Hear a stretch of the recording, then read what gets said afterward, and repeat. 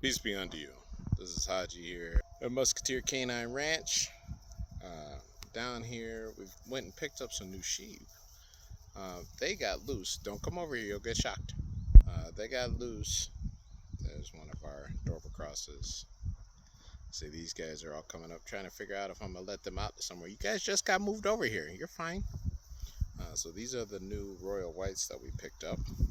You're going to get shocked. So these are the new Royal Whites we got picked up. And then our original sheep, there's the leader sheep.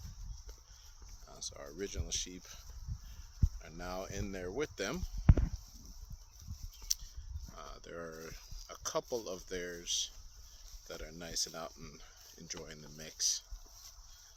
But in general, see, there's our flock. A couple of Royal Whites you see out there, right there, and this one right here that's still got all the hair on its back. And then you got these that are kind of bedding down after eating for a while.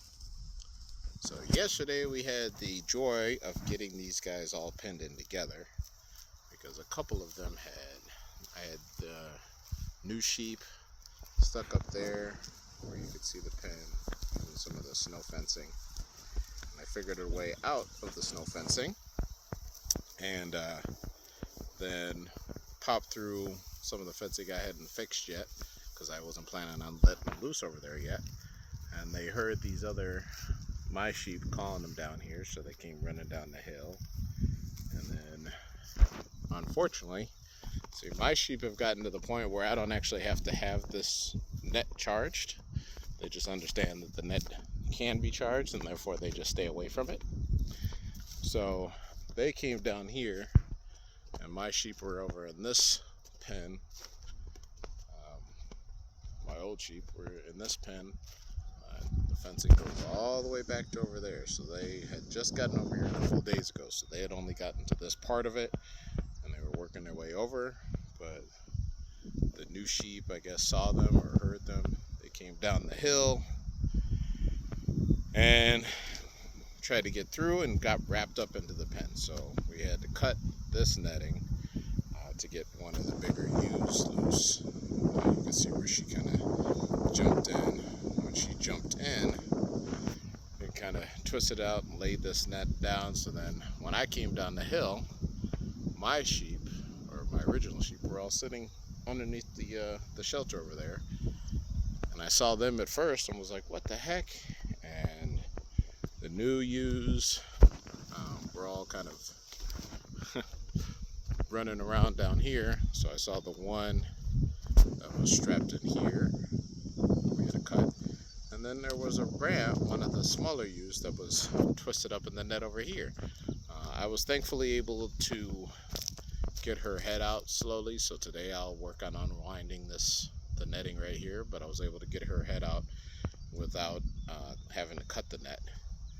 So then once we did that, we of course had to chase them around and herd them over. They kept trying to jump through this fence.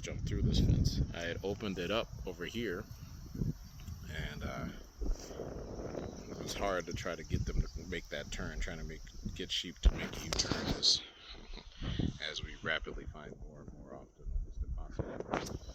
So we were able to get them over there inside, but they kept trying to jump through the netting. Then I ran up and got one of the other charger that was at the time taking care of the chicken. And we came over and plugged it in. And once we plugged it in, they were inside. Once they plugged it in, got it set. Of course, they then, walked straight up to the net because they didn't know what the heck it was. Obviously, they hadn't used netting before. And they got lit up and shocked. And then they're like, oh, well, we'll just walk along it. And then they kept getting randomly shocked, which was good. So I think they're learning the lesson that the netting is bad. But they were supposed to be up there today. We were supposed to be up at that paddock. So we essentially skipped a paddock. But it's still been a month, Russ, since this one. These are a bit bigger than I would normally use.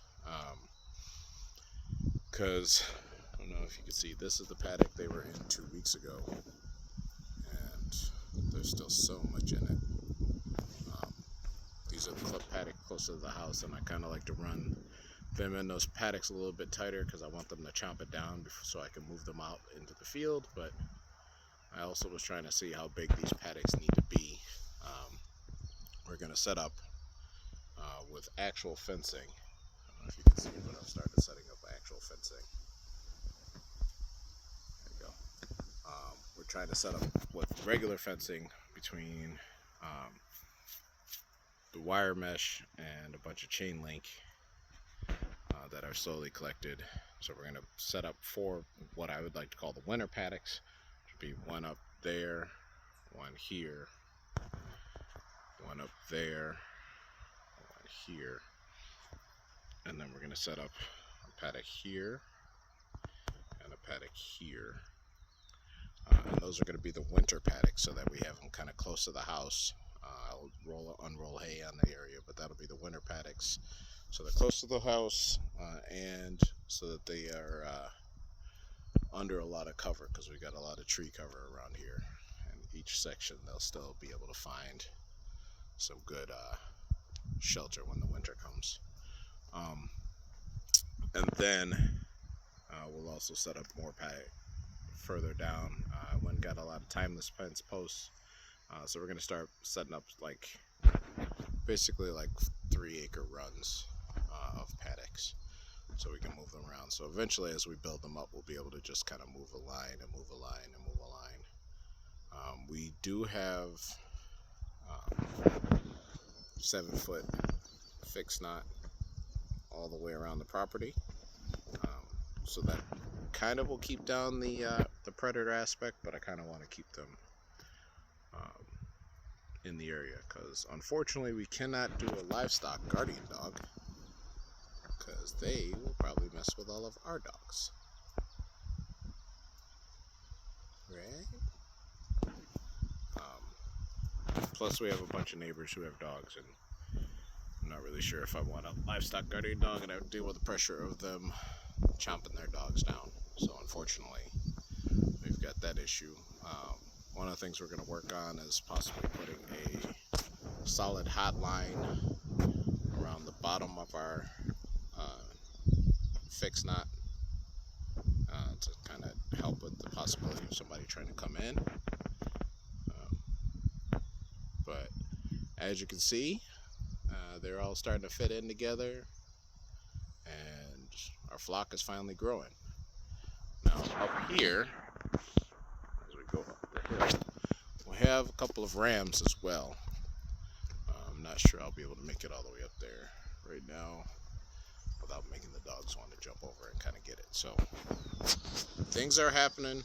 Sheep are growing. We're back up to a flock of about 23, and God willing, next year we'll finally start really turning over and, you know, make it a bit of a profit, or at a bare minimum finally have enough sheep that we can live on. God willing, talk to you guys again later.